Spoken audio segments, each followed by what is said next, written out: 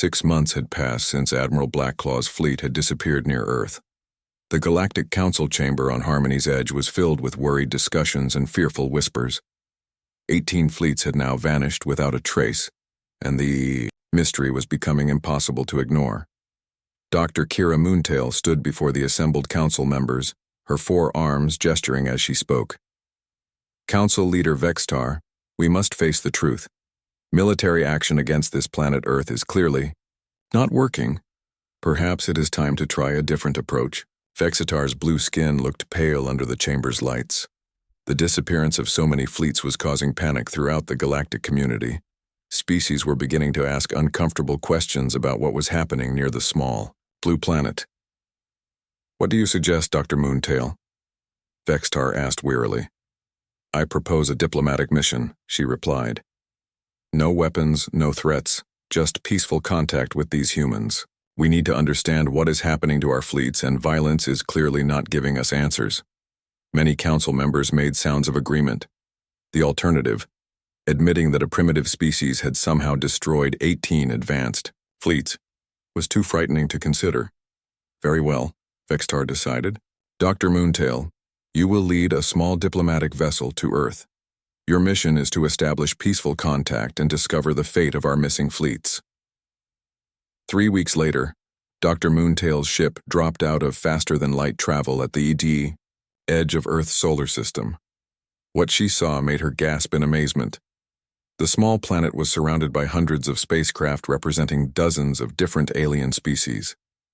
The designs included hegemony cruisers, Draknari battleships, Zephyrian carriers, and many others she recognized. This is impossible, her navigator whispered. Those ships belong to the missing fleets, but they're not attacking anything. They're just orbiting peacefully. Dr. Moontail activated her ship's communication system. This is Dr. Kira Moontail of the Galactic Council, requesting permission to approach Earth for diplomatic contact. The response came immediately, in perfect Lyrian language. Welcome, Dr. Moontail. This is President Park Jungkook of the United Earth Federation. We have been expecting you. Please follow the navigation beacon to our diplomatic station. As her ship approached Earth, Dr. Moontail could see massive space stations orbiting the planet. The stations were clearly built using technology from many different species, but they were more advanced than anything she had ever seen. Human engineering had somehow combined the best features of every galactic civilization into structures that were both beautiful and impossibly sophisticated. Dr. Moontail, President Park's voice continued, before we meet in person, there is someone who wishes to speak with you. The communication screen activated, and Dr. Moontail found herself looking at a face that made her heart skip. It was Admiral Vexthon of the Hegemony, the commander of the first fleet that had disappeared 73 years ago. Hello, old friend, Admiral Vexthon said with a warm smile. I imagine you have many questions. Vexthon, Dr. Moontail whispered. But you're supposed to be dead. Your entire fleet vanished. Not dead, Admiral Vexthon replied. Changed. Evolved. Improved. I am now Admiral Lee Minhyuk of the United Earth Federation. I chose to take a human name when I became a citizen of Earth. Dr. Moontail stared in shock as the being she had known for centuries spoke about becoming human as if it were a natural thing. What happened to you? What happened to all our fleets? We discovered something that no species in the galaxy has ever experienced, Admiral Lee Minhyuk replied. We discovered what it means to be truly equal, partners in a cooperative civilization. These humans don't conquer their enemies, Kira. They invite them to become family. When Dr. Moontail's ship docked at the diplomatic station, she was greeted by President Park Jungkook and an honor guard that included beings from dozens of species. They all wore the same uniform and carried themselves with the same confident bearing, but they clearly came from across the galaxy. Dr. Moontail, President Park said in perfect Lyrian, welcome to Earth. I hope we can show you something that will change how you think about galactic civilization. As they walked through the station, Dr. Moontail saw things that challenged everything she thought she knew about how different species interacted. Hegemony engineers worked alongside human technicians to build new spacecraft. Draknari warriors trained human soldiers in combat techniques while learning human tactics in return. Zephyrian artists collaborated with human musicians to create music that combined the best of both cultures. How is this possible? Dr. Moontail asked. In the galaxy, different species compete for resources and territory. Here you seem to be working together as if there were no differences between you. Dr. Shin Yuna, Earth's Minister of Galactic Affairs, smiled as she joined them. That's because we focus on what unites us rather than what divides us. Every species has unique strengths and perspectives. When we combine them, we create something more powerful than any single empire. They entered a vast conference room where Dr. Moontail saw something that made her mind reel. Seated around the table were the commanders of all 18 fleets that had attacked Earth over the past century. They were alive, healthy, and clearly happy to be where they were. Dr. Moontail, President Park said, "I'd like you to meet the Leadership Council of the United Earth Federation. These beings represent every species that has encountered humanity, and they help us govern our growing civilization." Admiral Lee Minhyuk stood up. "Kira, what you're seeing is the future of galactic civilization, a society where different species don't fight for dominance but work together for mutual benefit. But the Galactic Council thinks you were all killed," Dr. Moontail protested. "Your disappearance has caused panic throughout the galaxy." "We know," Dr. Shin Yuna replied, "and we're ready to fix that. Earth is prepared to make formal contact with the Galactic Council, but not as a primitive species seeking membership. We want to join as an equal partner with something valuable to contribute." Dr. Moontail looked around the room at beings who had once been enemies, now working together in harmony. What could you possibly offer the Galactic Council that they don't already have? President Park activated a large display screen that showed star charts covering thousands of systems. "We can offer the galaxy something it has never had. True. Unity. For thousands of years, galactic civilization has been based on competition and conflict between species. We can show them a better way." The display showed images of Earth's growing fleet, hundreds of ships that combined the best technology from every species in the galaxy. It showed research stations where beings from different worlds worked together to solve scientific problems that no single species could handle alone. It showed cultural centers where art, music, and philosophy from dozens of civilizations merged into something entirely new. "This is our proposal to the Galactic Council," Dr. Shin Yuna explained. "Earth joins the galactic community as a full member, but we bring with us representatives from every species that has chosen to work with us. We offer the galaxy a new model of civilization based on cooperation instead of competition." Dr. Moontail realized that she was looking at the future of galactic politics, a civilization where the strengths of every species were combined, where knowledge was shared freely, and where conflicts were resolved through cooperation rather than war. "And if the Galactic Council refuses?" she asked. Admiral Lee Minhyuk smiled. "Then we continue building our civilization until they're ready to accept that the galaxy is changing. We have time, patience, and the combined wisdom of 18 species to guide us." President Park stood up. "Dr. Moontail, you came here to discover why our fleets never returned home. Now you know. They didn't return because they found something better than home. They found a place where every being can contribute to something greater than themselves." Dr. Moontail looked around at the faces in the room, alien beings from across the galaxy who had chosen to become part of humanity's vision of the future. For the first time in her long life, she began to understand what it might mean to be truly united. "What do you need from me?" she asked quietly. "Take our message back to the Galactic Council," President Park replied. "Tell them that Earth is ready to join galactic civilization, not as a conquered primitive world, but as a partner in building something better than any of us could create alone." As Dr. Moontail prepared to return to Harmony's Edge, she knew that the galaxy was about to change forever. The age of species fighting against each other was ending.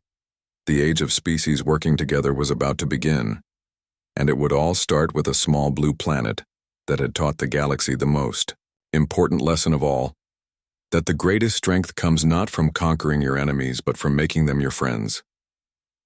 The battle around Earth had been raging for 6 hours, and Admiral Blackclaw could not understand what he was seeing. His mighty Draknari fleet, which had conquered dozens of worlds, was being systematically taken apart by humans who seemed to learn and adapt with every passing minute. "Admiral," Commander Sector called out in panic, "the humans are using our own weapons against us. That Earthship just fired a perfect plasma bolt using Draknari energy signatures." Admiral Blackclaw stared at his tactical display in disbelief. Sure enough, one of the human vessels was now shooting plasma beams that looked exactly like Draknari weapons, except they were somehow more powerful and more accurate than the originals. Deep inside the Hidden Earth facility, Engineer Hanji Su wiped sweat from her forehead as she made final adjustments to her latest creation. Around her, her team worked with incredible speed, taking apart alien technology and rebuilding it with human improvements. "The new plasma cannon is ready for field testing," she announced into her headset. "We've increased the power output by 250% and improved the targeting accuracy by 40%. The aliens are about to get a taste of their own medicine, but better." Her assistant looked at the weapon they had built in just a few hours. "Hanji Su, how do we do this? How do we take their technology and make it better so quickly?" Hanji Su smiled as she watched the new weapon being loaded onto one of their ships. "Because we don't just copy what they do. We understand why they do it, and then we think of ways to do it better. That's what makes us human." This was happening all across the Earth Defense Network. Human engineers were studying captured Draknari equipment, learning how it worked, and then improving it in ways the original builders had never imagined. Within hours, Earth ships were carrying weapons that were more advanced than anything in the Draknari fleet. But the technology was only part of the story. The real advantage came from how humans fought. Commander Nasyokman led his boarding party through the corridors of a damaged Draknari cruiser. His team moved carefully, wearing special armor that had been designed based on studies of alien biology. They knew exactly where to find the ship's vital systems and crew quarters. "Remember," Commander Na said quietly to his team, "we're not here to destroy. We're here to learn. Every alien we capture, every piece of equipment we study makes us stronger for the next battle." The Draknari crew members they found were not prepared for human tactics. They expected direct fighting, ship-to-ship combat, or simple surrender demands. They did not expect humans to board their vessels and begin systematically studying everything they found. "What are you doing?" a captured Draknari officer asked, as he watched human soldiers carefully examining his ship's navigation computer. "Learning," Commander Na replied simply. "Your navigation system contains star charts for 17 different sectors of the galaxy. Your communication logs show us how your military chain of command works. Your personal files tell us about Draknari culture, biology, and psychology. Every piece of information makes us better at dealing with your species." The alien officer's eyes went wide with horror. This was not how conquests were supposed to work.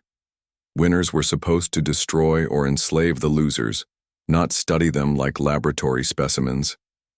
In another part of the ship, Dr. Seo Yerim was conducting careful interviews with captured Draknari crew members.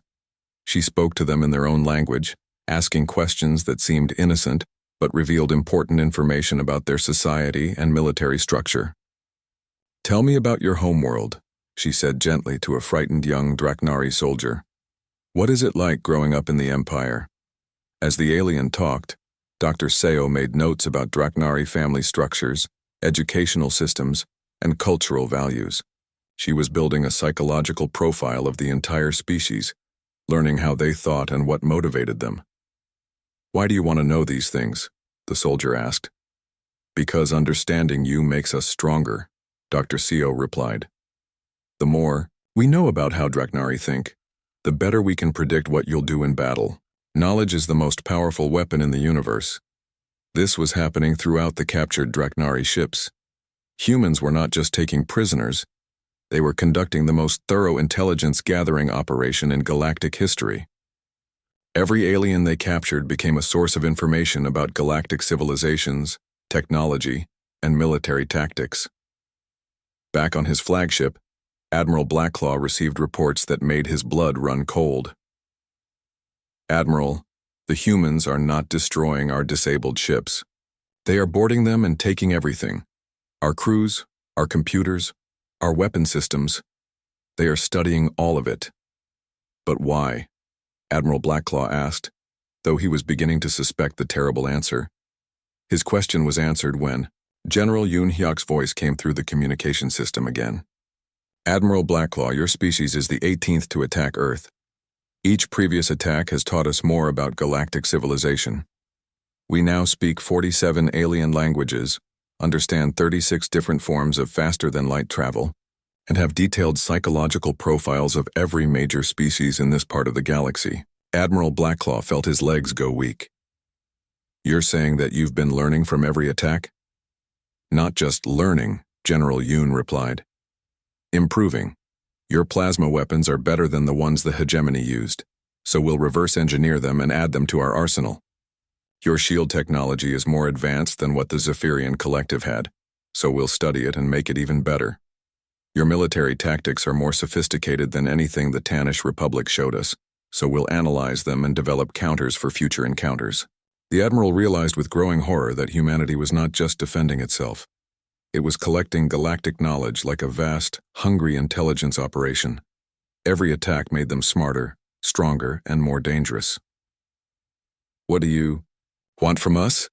Admiral Blackclaw asked, his voice much quieter now. The same thing we wanted from the 17 species before you, General Yoon replied. We want to understand you. We want to learn from you. And then we want to give you a choice. What choice? You can continue fighting us, knowing that we will capture more of your ships, study more of your technology, and learn more about your weaknesses until your entire fleet is disabled. Or you can surrender now and allow us to show you something interesting. Admiral Blackclaw looked around his bridge. Half of his fleet was already disabled or captured. The other half was barely holding on against human ships that seemed to get more powerful with each passing hour. His proud Draknari warriors were being systematically outfought by creatures they had thought were primitive mammals. What could you possibly show us that would interest the Draknari Empire? He asked.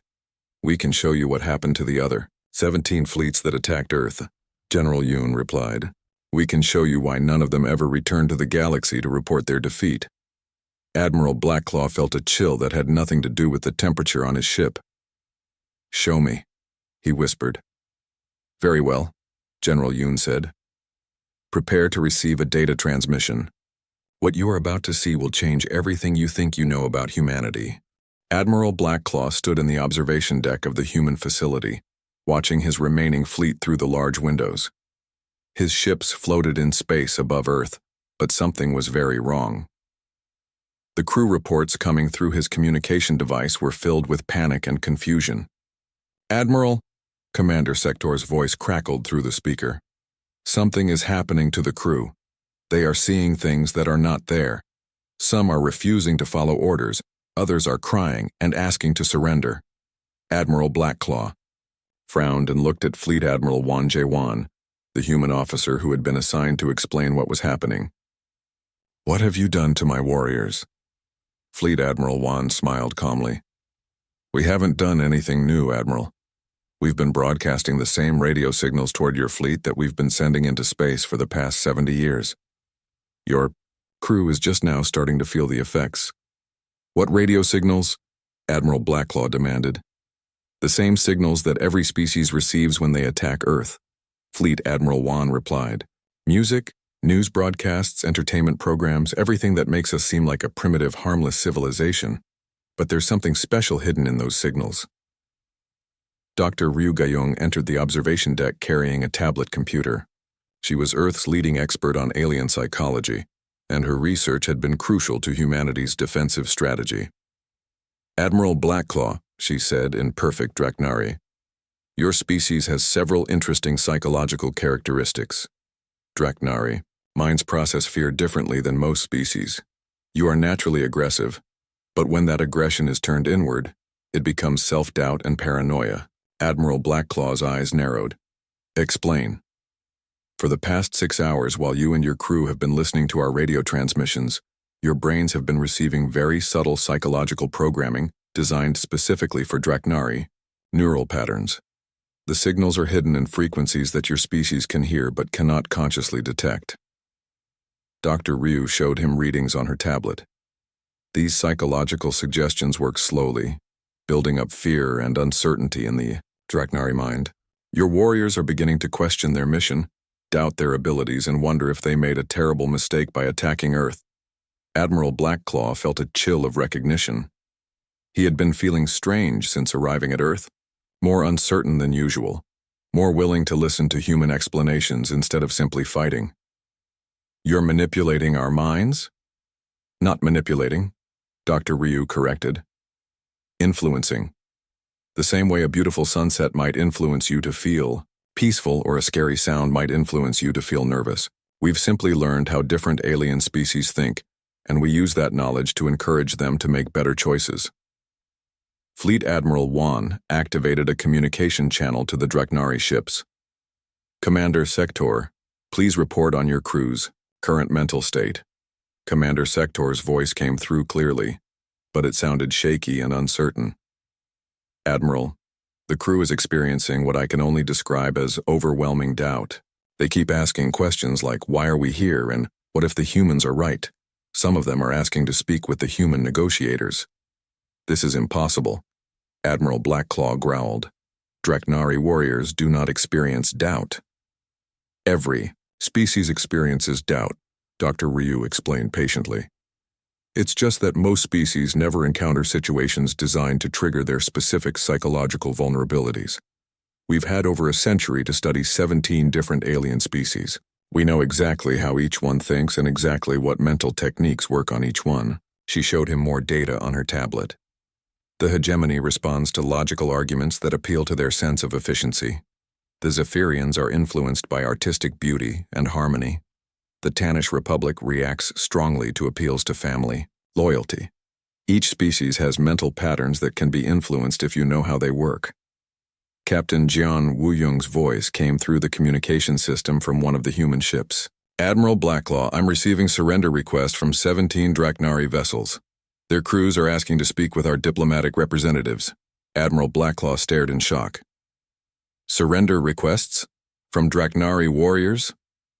"The psychological pressure is becoming too much for them," Dr. Ryu explained. "The doubt and fear are building up in their minds. They're starting to realize that they've attacked a planet that was ready for them, that knows more about them than they know about themselves, and that has capabilities they never imagined. The natural response is to seek a way out of the situation." Fleet Admiral Wan pressed another button on his control panel.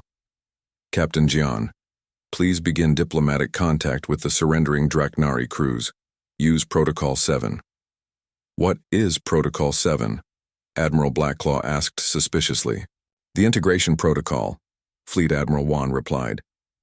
"We offer your crew members a choice. They can remain prisoners of war, or they can join our research and development programs as voluntary participants. Most choose to join us." Dr. Ryu added, "The psychological conditioning has prepared them to be open to new ideas. When they see how we treat alien species who work with us, they usually decide that cooperation is better than conflict." Admiral Blackclaw watched through the windows as small human ships approached his surrendering vessels. He could see Draknari crew members being transferred to human ships, but they didn't look like prisoners. They looked curious and hopeful. "You're converting my warriors into traitors," he accused. "We're giving them a choice," Commander Lim Xiaohyun said as she joined them in the observation deck. "The same choice we gave every other species that attacked us. They can continue fighting, or they cannot win, or they can become part of something better." Commander Lim showed Admiral Blackclaw a live video feed from one of the human diplomatic ships. A Draknari officer was talking with human representatives, and his expression showed amazement rather than fear. "What are they showing him, Admiral?" Blackclaw asked. "The same thing we're going to show you," Commander Lim replied. "Evidence that humans are not the primitive species they appear to be. Proof that we have technology and capabilities that surpass anything in the galactic community, and an invitation to be part of the most important project in galactic history." Through his communication device, Admiral Blackclaw could hear more of his crew members requesting to speak with human negotiators. The psychological pressure was working exactly as the humans had planned. His proud Draknari warriors were becoming curious about their enemies instead of wanting to destroy them. "How many species have you done this to?" Admiral Blackclaw asked quietly. "All 17 that attacked us before you," Dr. Ryu replied. "And it worked every time. Not because we forced anyone, but because we offered them something they never had before. A chance to be part of a truly cooperative civilization." Fleet Admiral Wan looked at Admiral Blackclaw seriously. "The choice is yours, Admiral. You can continue trying to fight us, knowing that your crew is already beginning to doubt the mission. You can order a retreat and return to your empire with the survivors. Or you can stay and see what we're really building here." Admiral Blackclaw looked at his fleet, where more ships were sending surrender requests every few minutes. He looked at the impossible human facility around him, where alien species worked together in ways he had never imagined possible. For the first time in his military career, Admiral Thorne Blackclaw began to wonder if there might be something more important than conquest. "Show me," he said quietly. "Show me what you're really building." Admiral Blackclaw watched his main display screen as data began flowing in from the human ships. At first, he could not understand what he was seeing. The images showed what appeared to be Draknari, Hegemony, Zephyrian, and dozens of other alien species working alongside humans in various facilities. "This is impossible," Admiral Blackclaw said.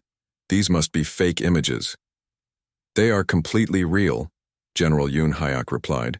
"What you are seeing are the crews of the 17 fleets that attacked Earth before you. They were not destroyed, Admiral. They were integrated."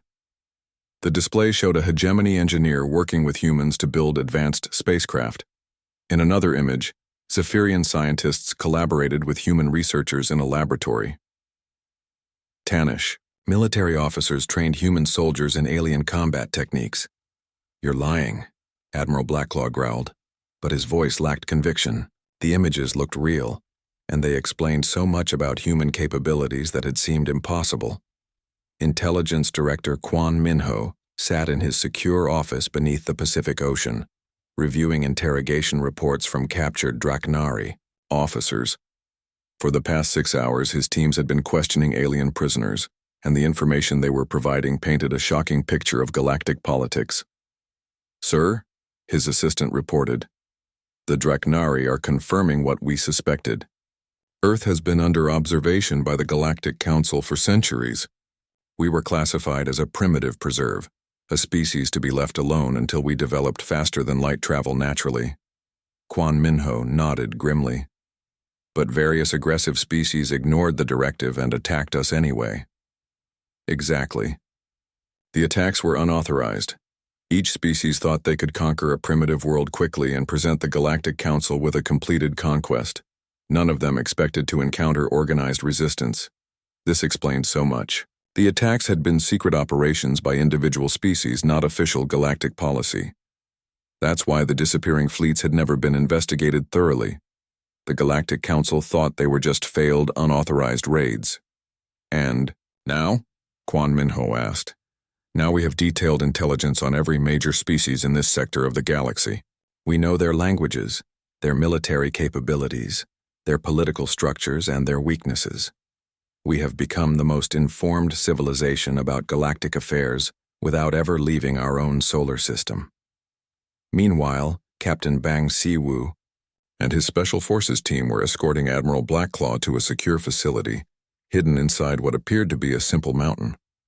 The Draknari Admiral had surrendered after seeing the evidence of previous alien integration, but he was still struggling to understand what was happening.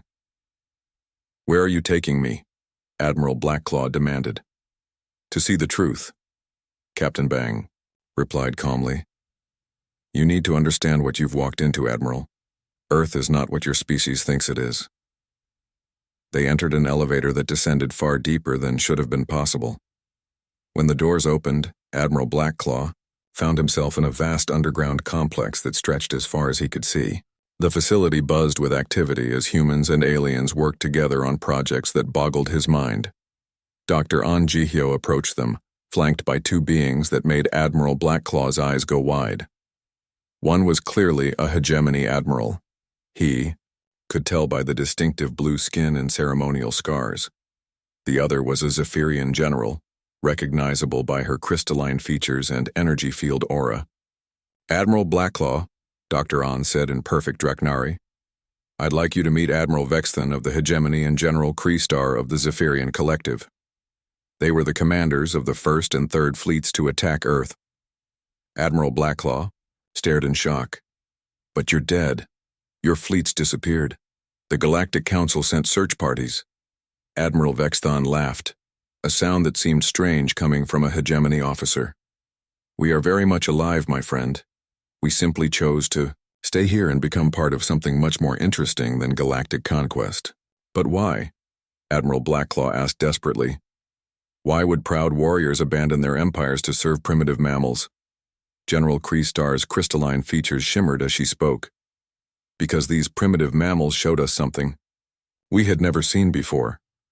They showed us a society where different species could work together as equals, where knowledge was shared freely, and where everyone could contribute to something greater than themselves."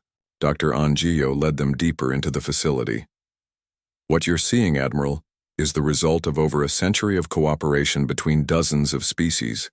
Each attack brought us new allies, new knowledge, and new capabilities." They entered a huge chamber where Admiral Blackclaw saw something that made his breath catch. Hundreds of spacecraft hung in construction bays, ships that combined the best technology from every species that had ever attacked Earth. Human engineering, Hegemony power systems, Zephyrian weapons, Draknari armor, and technologies from a dozen other civilizations all merged into vessels that were more advanced than anything in the galaxy. "This is impossible," Admiral Blackclaw whispered. "This is evolution," Commander Otehun said as he joined them. "Every species in the galaxy specializes in one area. The Hegemony builds the best power systems. The Zephyrians make the most advanced weapons. The Draknari create the strongest armor. But humans do something no other species does." "What?" "Admiral," Blackclaw asked, though he dreaded the answer. "We combine everything into something better than the sum of its parts," Commander O replied. "We take the best from every species and create new possibilities that none of you could imagine alone." Dr. An showed Admiral Blackclaw more of the facility. There were research laboratories where humans and aliens worked together to solve scientific problems. There were training centers where different species taught each other their unique skills. There were cultural exchange areas where beings from across the galaxy shared art, music, and philosophy. "How do you do it?" Admiral Blackclaw asked. "How do you make enemies want to join you?" "We offer them what they never had before," Dr. An explained. "True cooperation. In the galaxy, species compete with each other, fight for resources, establish dominance hierarchies. Here on Earth, we work together. Every being who joins us becomes part of something larger and more powerful than any single empire." Admiral Blackclaw saw former enemies working side by side, sharing knowledge and resources in ways that would have been impossible in normal galactic society. Hegemony officers helped human engineers understand advanced propulsion systems. Human psychologists taught alien species new ways to resolve conflicts. Zephyrian artists collaborated with human musicians to create entirely new forms of expression. "What do you want from me?" Admiral Blackclaw asked finally. "The same thing we wanted from all the others," Dr. An replied. "We want you to choose. You can return to your empire and report that the Draknari fleet was destroyed by unknown forces. You can tell them that Earth remains a mystery and warn them never to return. Or what? Or you can stay and become part of the most ambitious project in galactic history," Commander O said. "Help us prepare for the day when humanity is ready to join the Galactic Council, not as a primitive species seeking membership, but as an equal partner with knowledge and capabilities that will benefit everyone." Admiral Blackclaw looked around at the impossible sight of former enemies working together in harmony. For the first time in his life, he saw a vision of the galaxy not divided by species and empires, but united in common purpose. "And if I choose to stay?" he asked quietly. "Then you become part of something that will change the galaxy forever," Dr. An replied. "You become part of the future." Admiral Blackclaw stood on the bridge of his flagship, the Dark Vengeance. Through the large viewing window he could see the small blue planet called Earth, floating peacefully in space. Around him, his crew of Draknari warriors prepared their weapons with excited growls and clicks. "Look at this pathetic little world," Admiral Blackclaw said with contempt. "No defense satellites, no weapon platforms, no shield generators. These mammals are even more primitive than we thought." His second-in-command, Commander Sector, studied the readings on his screen. "Admiral, we are detecting radio signals from the planet, very basic communication systems. They seem to be broadcasting something called music and news programs to each other." Admiral Blackclaw laughed, showing his sharp teeth. "Music, news. While we prepare to rain death from the sky, these creatures are singing songs to each other. This will be the easiest conquest in Draknari history." The Admiral activated his communication system to speak to his entire fleet. 200 deadly warships hung in space around Earth like hungry predators. "Warriors of the Draknari Empire," he announced. "Today we solve the mystery of the missing fleets. Today we show the galaxy that no primitive species can hide from our power. Begin the attack." The first wave of plasma bolts screamed down toward Earth's major cities.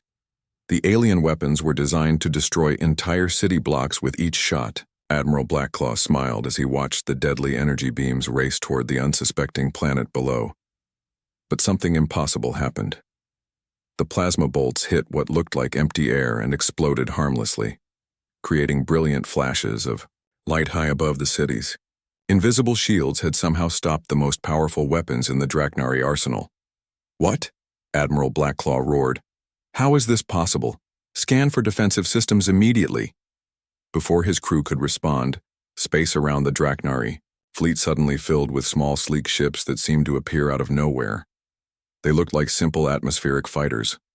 Nothing that should have been able to survive in space, let alone threaten a Draknari warship. Colonel Kim Do-yoon sat in the command center buried deep beneath Seoul. Around him, dozens of screens showed the battle beginning above. His calm voice cut through the noise of the busy control room. "Shield generators are holding perfectly," he reported. "All major population centers are protected. Enemy weapons are completely ineffective against our barrier technology." "Excellent," replied a voice through his headset. "Phase 2 is authorized. Release the fighters." High above Earth, Lieutenant Commander Choi Subin led her squadron of 20 fighters toward the massive alien battleship. Her ship looked like a simple Earth jet, but appearances could be very deceiving. Hidden inside her fighter were weapons that the aliens had never seen before. "Remember, everyone," she said to her squadron over the radio. "These Draknari think in straight lines. They expect us to fly directly at them and shoot basic missiles. Let's show them what human creativity looks like." Subin pressed a button and her fighter seemed to flicker and disappear. One moment it was there, the next moment it was gone. The Draknari sensors couldn't track it at all. On the alien flagship, Commander Sector stared at his instruments in confusion. "Admiral, the enemy ships are vanishing from our sensors, but they're still there. I can see them with my eyes, but our targeting computers cannot lock onto them." "Impossible," Admiral Blackclaw snapped. "No primitive species has cloaking technology that advanced." His answer came in the form of explosions across his ship's hull. Subin's squadron had fired quantum torpedoes that phased in and out of normal space, passing right through the Draknari shields as if they didn't exist. The alien ship shook violently as its armor was torn apart by weapons that shouldn't have been able to harm it. "Shields down to 60%, Commander Sector reported, in panic. "How are they penetrating our defenses?" More Draknari ships throughout the fleet began reporting damage. The small Earth fighters zipped between the massive alien vessels like angry insects, striking with impossible precision, and then vanishing before the aliens could return fire.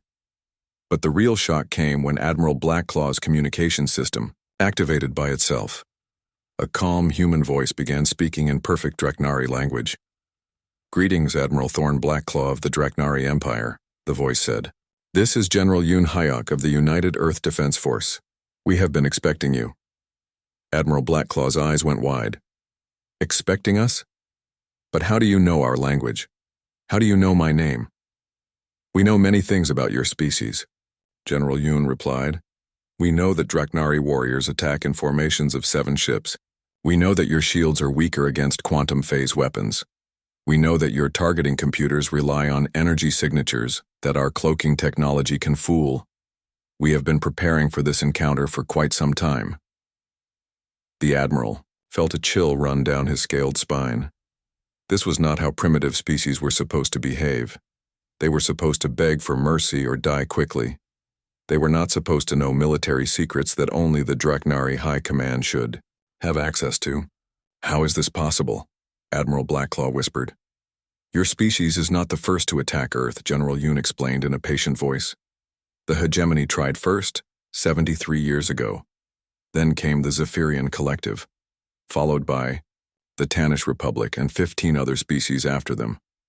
Each attack taught us more about galactic civilizations. Each enemy showed us new technologies to study and new tactics to counter.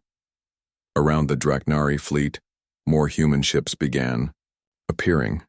These were larger vessels that looked more advanced than simple fighters. Admiral Blackclaw realized with growing horror that the humans had been hiding their true capabilities from the beginning. "You see, Admiral," General Yoon continued, "humanity has a gift that your species lacks. We adapt. When you attack us with plasma weapons, we develop better shields. When you use superior numbers, we create superior tactics. When you bring advanced technology, we reverse engineer it and make it better." Engineer Han Jisu worked frantically in her laboratory aboard one of the hidden Earth stations. In front of her lay pieces of a Draknari weapon system that her team had pulled from a damaged alien fighter just minutes before. Her fingers flew over her instruments as she studied the alien technology. "Fascinating," she said to her assistant. "Their plasma generators use a crystalline matrix that we've never seen before. If we can replicate this design and combine it with our quantum phase technology, we could increase our weapon efficiency by 300%. How long will it take to reverse engineer?" her assistant asked. Hanjisu smiled. "Give me 6 hours, and we'll be shooting better plasma bolts than the Draknari ever dreamed of." This was humanity's greatest weapon. Not any single technology or tactic, but their ability to learn and improve faster than any other species in the galaxy. Every battle made them stronger. Every enemy made them smarter. Admiral Blackclaw watched, his mighty fleet being torn apart by creatures that were supposed to be primitive mammals. His ships were being disabled, not destroyed. His crews were being captured, not killed. The humans seemed more interested in studying Draknari technology than in winning a quick victory. "This is not possible," he said again, but his voice was much quieter now. For the first time in his military career, Admiral Thorne Blackclaw was beginning to understand what fear felt like. The massive space station called Harmony's Edge floated in the dark space between stars. It was bigger than most moons and home to thousands of different alien species. Today, the station buzzed with worry and fear. Something was very wrong in the galaxy, and no one knew what to do about it. In the great meeting hall, hundreds of alien beings sat in their special chairs. Some had tentacles, others had scales, and many had features that would scare most humans. But right now, these powerful aliens were the ones who were scared. Vextar stood at the center of the room. He was the leader of the Galactic Council and belonged to a species called the Hegemony. His blue skin shimmered under the lights as he spoke in a deep, worried voice. "We have a serious problem," Vextar announced. "For the past 100 years, 17 different fleets have attacked a small planet called Earth. Not a single ship has returned. Not one message has been sent back. They all just disappear." The aliens in the room began to whisper and make strange noises. Some clicked their claws nervously. Others fluttered their wings in distress. The room filled with the sounds of fear. Dr. Kira Moontail raised one of her forearms to speak. She was from a peaceful species called the Lyrians, and she spent her time studying other life forms. Her cat-like face was serious as she stood up. "I have studied this planet Earth very carefully," she said in her soft voice. "The beings there are called humans. They are mammals, just like many species we know, but there is something very strange about them." She pressed a button and a hologram of Earth appeared in the center of the room. The blue and green planet looked beautiful and peaceful. It seemed so small and harmless.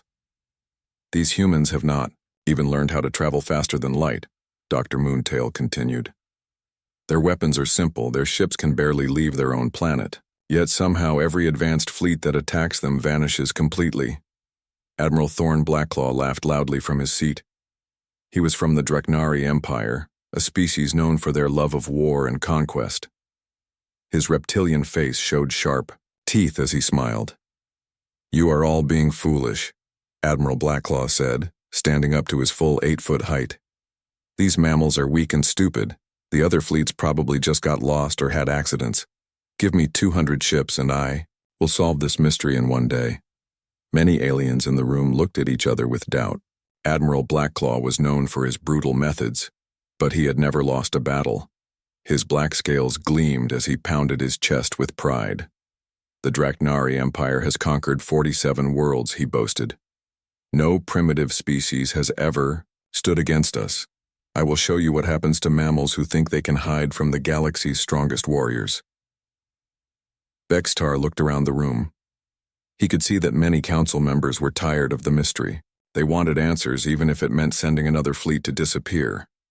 "Very well, Admiral Blackclaw," Bextar said slowly. "You may take your fleet to investigate, but be careful. Something about this planet is not what it seems." Meanwhile, on the other side of the galaxy, Earth spun peacefully around its yellow sun. But the planet was far from unaware of what was happening in space. Deep under the city of Seoul, Captain Lee Jinho sat in a room filled with screens and blinking lights. He was part of the United Earth Defense Force, though most people on Earth had never heard of such an organization. His dark eyes watched numbers and signals that came from deep space. "Captain Lee," called a voice from across the room, "we're getting some strange readings from the outer system sensors." Jinho turned to see Dr. Park Mina walking toward him. She was Earth's top expert on alien contact, though her job was supposed to be secret. Her long black hair was pulled back as she studied a tablet in her hands. "What kind of readings?"